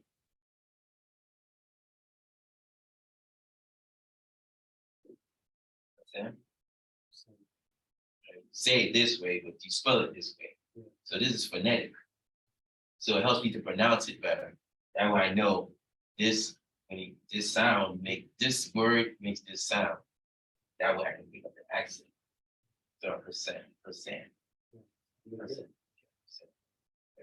I would see, I say who, I wouldn't say who sound. Yeah, it's not. Right?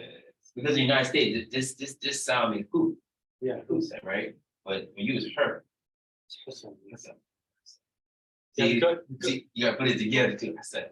Yeah. See, Okay, so your mother tongue is English. So write, forget this, write Hassan in English. How would you? person, HURSAM. person. Also, R, why is that? That's what I hear. Person. Yeah, that's what I'm saying. Yeah, I hear it, but that's not. I mean, it's right. Yeah. But that's what I'm saying. This here makes that sound. So if I saw this spelling, but you said phonetically, it sounds like this. I was okay. I wouldn't pronounce it Husam. I would say Hersam or Hersam. But even that's not right. Because it's like because I noticed you put it like, you put like hers, and then something like that. That's, yes, yeah. I don't even know where to start with that. I don't even know where to go with that. Yeah, that's why I love language. It's so interesting. Yeah, good. Maybe get straight lessons. Show me and teach me. Because you see, you got it. See, you got E. Yeah, that's an M or an N. Is that an N or an M? M, right? Okay. Percent. It's good. I'm gonna get it. I'm working on it. Ricky, you back? Yes, sir. I'm back. Christopher, you good? I'm good, thank you. All right, no worries. All right, we're gonna jump into some CSR stuff, which is really a big deal now, especially in our society, right? Every company's trying to make sure that their consumers know that they care about the environment and all this other stuff, and sustainability and all this other good stuff, right? And so we look at HR and how those particular, societal factors play a role, right? We look at sustainability, we look at, we call DEI, diversity, inclusion, equity, and inclusion, and we look at ethics, right? We look at all those things and try to figure out, okay, how do we make sure that the workplace, right, is representative of our community, right? Representative of our society, because our society it's changed, right? And it's going to continue to change. It's going to become more diverse. There's more ethnicities. There's different people from different places, specifically in America, all right? If you go to other countries, they're very homogeneous, right? If you go to China, everybody's Chinese. If you go to Japan, pretty much everybody's Japanese, right? You come to America, it's different. There's a little bit of everything in America, right? And so because of that, you have to cater to those different demands, right? Companies have to understand that I have different pockets of demographics, and for each demographic, I have to make sure that their needs are met, right? And so if I have a product that is, maybe universal, okay, like a dishwasher, a refrigerator, a car, those are pretty universal, right? They're not going to change too much as far as like functionality and what I needed to do, right? But let's just say we're talking about food or music or, what we watch on TV, right? Those things change based on demographics, based on diversity, because not everybody watches everything and eats everything based on their religion, based on their cultural background, based on their values, their morals, different, right? And so really, when it comes down to it, we want a diverse workplace, but the reason we want a diverse workplace is because that is going to represent the community at large. It's going to represent the society at large. And we want to put that out there saying, we understand that there is a need for diversity and different perspectives on things, right? And different thoughts. And so the benefit for any company to be diverse is that they're going to get different viewpoints, okay? And so that's important because I don't want everyone to have the same mindset. And that's the problem with having a homogeneous or very, one flavored entity, right? Because if we're all sitting in this room and we're all from, wherever, we all think the same, we all ate the same things, all our families grew up the same way, we all practice the same religion, there's really no new thought or new pattern or new idea is going to be formulated because we pretty much have the same thing where we're drawing our inspiration from, right? We're drawing our motivation, our insights from the same well, right? Because we didn't have all our experiences were the same, right? It's good to a certain degree, but if you're trying to have a room full of the same population who's trying to serve a diverse population, it's not going to work. Because everybody in this room is thinking one way. I'm thinking the American way, right? But the American way doesn't work in the Middle East, right? It doesn't work in Africa. It doesn't work in a lot of places, right? It may work in Europe because Europe is kind of close to America in certain ways, right? But you can't have a bunch of Americans trying to decide how we're going to do business in Palestine, right? We can't, no, it's not going to work. Okay, we can't have even businesses going even Israel, right? And we see, I mean, even though the conflict between Palestine and Israel is long time. Okay, it's centuries old, fight. At the same time, those companies, those countries that are trying to help broker peace, they're there because of different mindset, different perspective. Hey, I think it's still Netanyahu. Yeah, that's right. He did it. Netanyahu, you might not want to do that, okay? Because that I understand what you're saying. You think it's yours. You think it's Israel's. It's the Holy Land. It doesn't belong to Palestinians. Should go someplace else. Yeah, but that's not how it was. You just can't do that. And the Palestinians. Oh, who's a Palestinian president? Okay, I heard that. And have the Palestinian president like, no, we're gonna do it this way. That's why you have the conflict going on now, but you have all these other countries trying to help, trying to interject, right? But it doesn't really help a lot.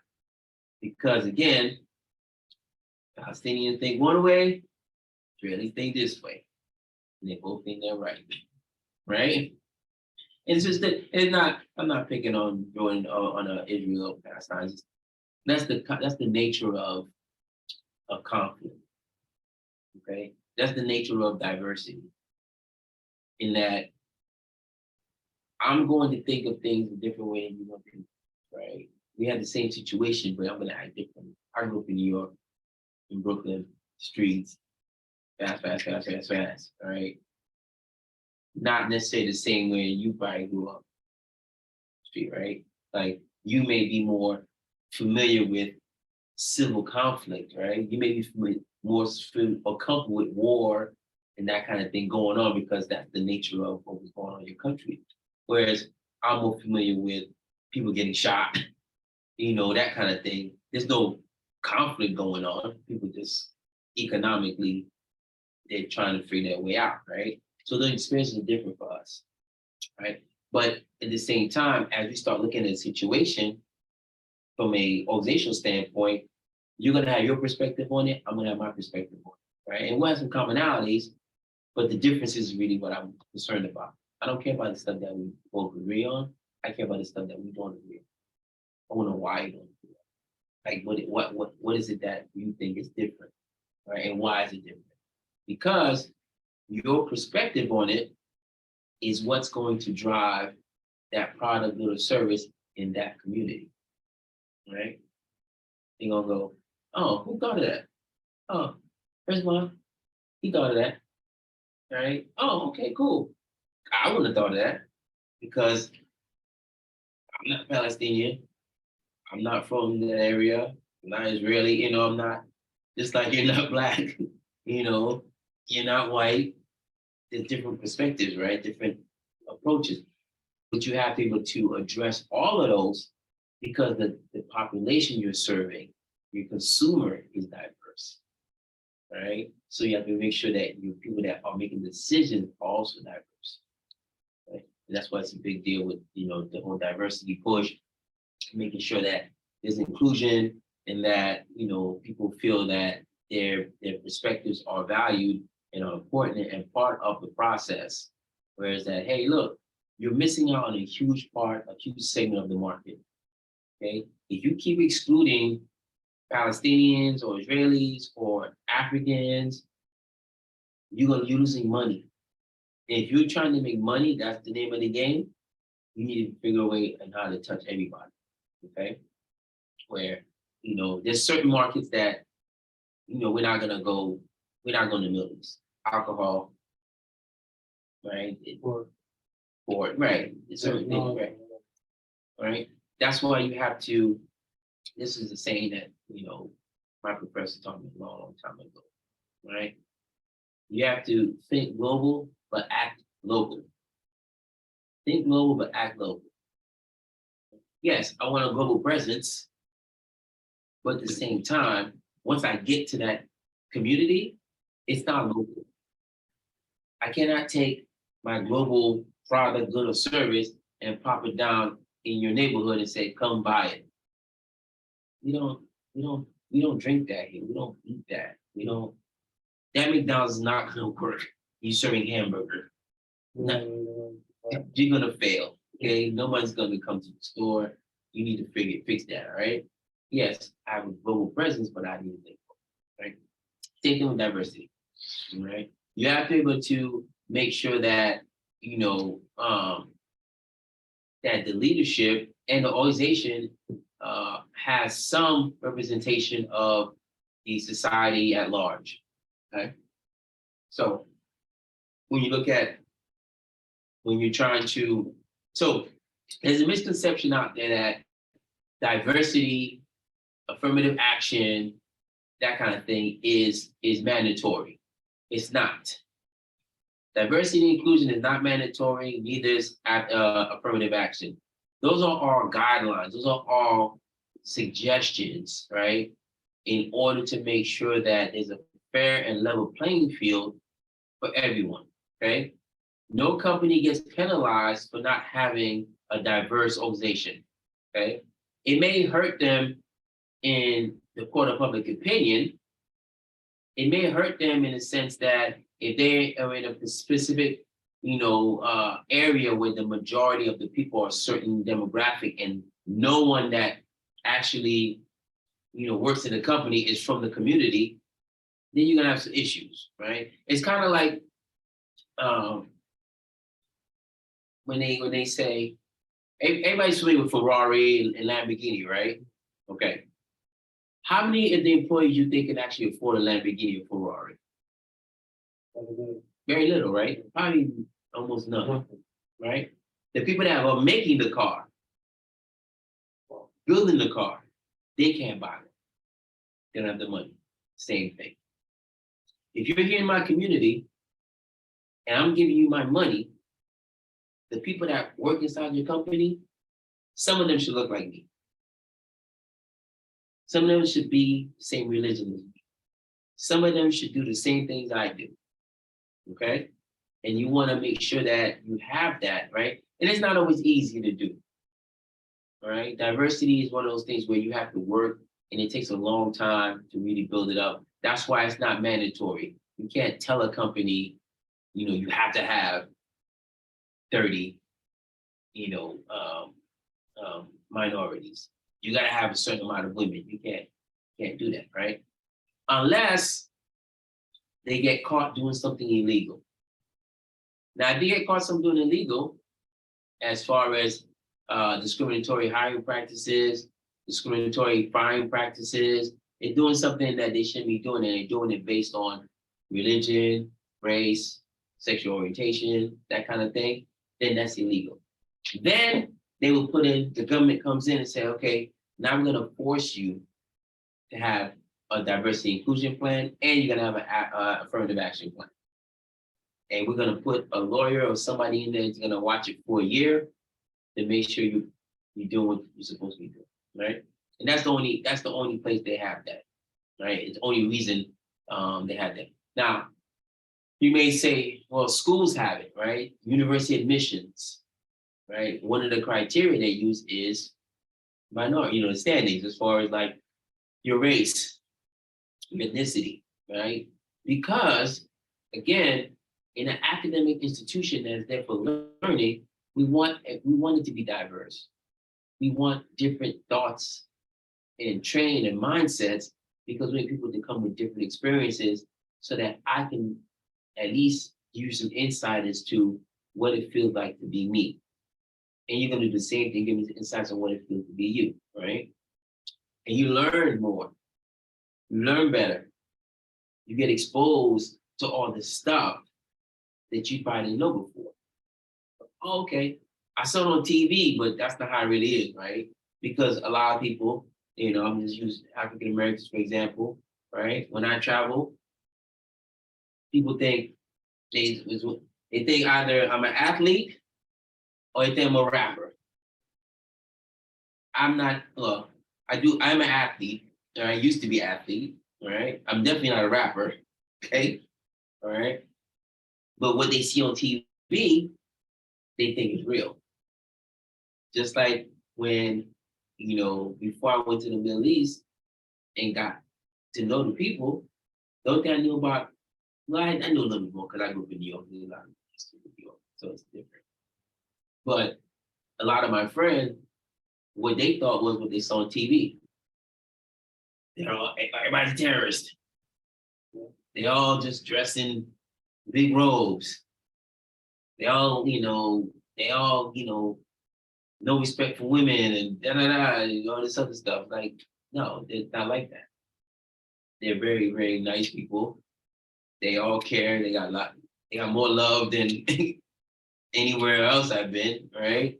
They'll live in your home. They don't know you. They bring you in. They'll feed you, let you sleep at the house. Very nice people. I didn't have no problems. Zero, right? But there's some people that had to experience that, right? And the only reason they got experience because, we as a military, we're a little more diverse, right? Because of the different people we take in and the things that we do. We go to different countries and we do different things, right? But as a company, right, you don't have to be diverse. You don't have to adhere to certain rules unless you break the rules. And then it's a matter of, okay, how do I find those quality people, right, that are diverse, but at the same time add value to the company, right? We just don't want to add people to add people. It doesn't make any sense. And I think that's where people typically get affirmative action Are you feeling from affirmative action at all? Okay. Ricky, you know affirmative action, all right?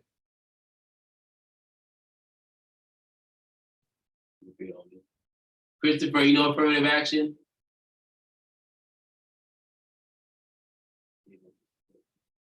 Okay. Either way, affirmative action is basically a policy that's put in place in order to give everybody a fair chance. And so it was really directed towards African Americans a little bit after, Civil Rights Act, because what was happening is that although civil rights were, across the board the same, you would still go to a company and they would look at you, oh, you're black. And they would say, yeah, in your face, but then they would turn around and hire their white friend or white, counterparts, even if you were better qualified. And so it got Tracy. yeah, basically. So in order to make sure that everybody got a fair chance, they said, okay, you know what?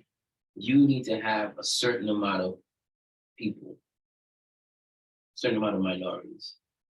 Okay.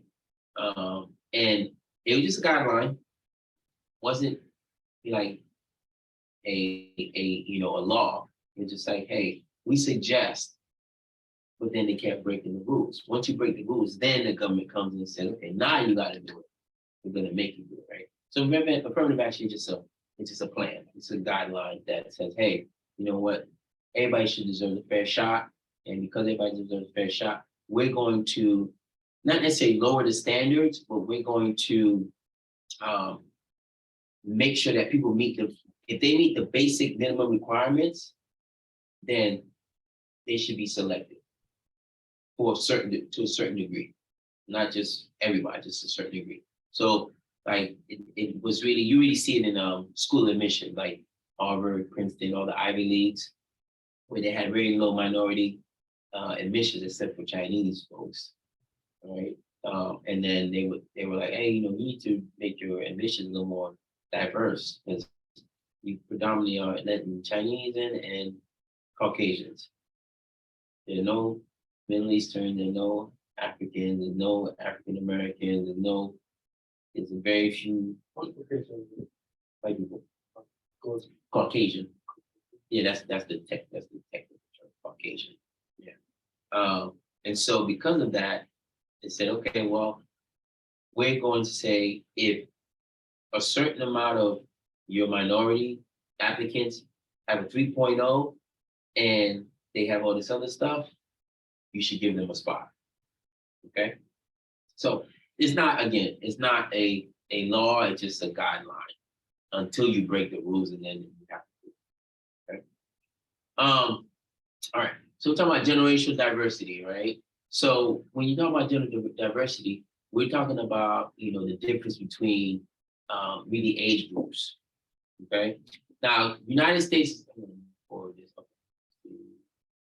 the United States is one of the few countries, if I'm not mistaken, probably the only country that has this kind of system.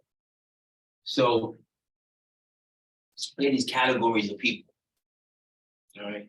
So depending on when you were born, you fall in a category. Traditionalists in 1922 to 1945. Okay. And those people are really old school. They believe in stable, loyal, detail orientated. They're fair, consistent, direct, respectful, right? And they are more of the mindset of, you work really hard, you'll be fine. Okay. Most of these folks here are either dead or in their 80s or close to it, right? Baby boomers, all right? These guys are more in the age of the world wars, World War II, Vietnam, Korean War, those kind of things, right? And their baby boomers are more like, they're very, what's the good word to put it? Yeah, like you said, team orientated. They believe in their relationships. They believe in security at work. They're very Loyal. They're very loyal. Yeah, they're very loyal, but they have a certain mindset along the lines of traditionalists, except that they, are more open to teamwork and collaboration, right? Then you have Gen X, 1965 to 1980, and that's me, all right? So independent, adaptable, creative, conforming. Yeah. You look way younger. No, I'm going 1972. Yeah. So direct, competent, right? So this generation here, we're a little more easier to get along with, all right? And we like to try new things, but at the same time, we still like a little security. Okay. Then you have millennials, okay, which is probably you. Yes. Yeah, all right. To 2000, right? Optimistic, socially responsible. Those guys care about the earth. They care about experiences. They're not necessarily worried about, security, right? They're worried about, what am I going to get from this job? What value can I acquire from this particular position? Is this position going to be enhancing to me? All right, that's what they're worried about. They're worried about enjoying life and kind of seeing what's out there and living in the moment, sort of, right? You hear millennials, they'll talk about millennials like millennials always, they want it right now. They want it right now. They don't want to wait. They don't want to work for it. They want it right now. I want all the money right now, right? So then you have, of course, you have Gen Zs, right? Which are another ball game, right? They're just off the chart, okay? So we have all these different generations. And so within the workplace, you have all these generations. And how do you put them together? How do they work? How do you get the old people to work with the young people, right? How do you get the people that love typewriters to work with the people that love Twitter or Instagram? Okay, so that's really the generational challenge, is to get the older person to embrace the technology, but get the younger person to understand that the older person might be set in certain ways, and that their experience is what makes them important. Because you don't have any experience, not you per se, but as a millennial or a Gen Z, you don't have any experience, right? Now, depending on what the industry is, I can see you don't have experience, right? So if it's something like AI, or if it's something like, right, if it's something that's techie, you as a millennial, Gen Z, probably have more experience than somebody who's a baby boomer or Gen X, right? Unless they specifically were in that field to begin with. And there's a lot of Gen Xers who were in the field at the beginning, right? Because, the first computer was actually built in 1956 or something, 57, right? So computers been around for a long time. The people that built that are baby boomers, right? But me as a Gen X, I have a master's in AI. I understand artificial intelligence, right? But not everybody understands that. Whereas when I grew up, if I needed to use the phone, there's a payphone. I had my book with my phone numbers, and I had a dime. And I put it in and I call, right? Now, Well, Gen X, Gen Z, they know nothing about. they know nothing about that, right? Even Gen Y, even millennials, they don't know about the payphone, right? Yes, you grew up with a cell phone, right? And so it's the same thing in the workplace. Trying to get an older person to use Zoom, understand Microsoft Teams. How do I, use, different platforms, right? As compared to a generation, millennial who understands Twitter and Instagram, there's a second nature to them, right? iPad, the Surface. That's normal, right? But for my parents, who my dad is a traditionalist, right? He doesn't like iPhones. He has it, but he doesn't use it like it's supposed to be used. Neither does my mother. They don't like it, right? Like their flip phone, 8 buttons, and they talk, and then that's it. You have to do anything else, you're looking for trouble. Not gonna get it. So in the workplace, You have to figure out how you put those two things together. Okay. All right. I'm gonna shut it down here. Any questions, guys on Zoom? No, not at the moment. Okay. All right. So make sure you get your research discussion in. Okay. Do by Wednesday, 59 p.m. And I don't think there's anything else to do this week. Just make sure you stay up on the reading. Go look at the PowerPoint slides. You know, we got through one pretty quickly, and we're halfway through the second one. There's not too many slides in it, but check it out and get familiar with the material. Okay. And then that's it. I'll see you next week. Thank you. All right. All right, thank you. All Have a right. good night. You too. All right. So I'll see you next week, my friend. Thank you. See you. Christopher, I'll see you next week. I can't. What kind of sport you need to do? Basketball. Basketball?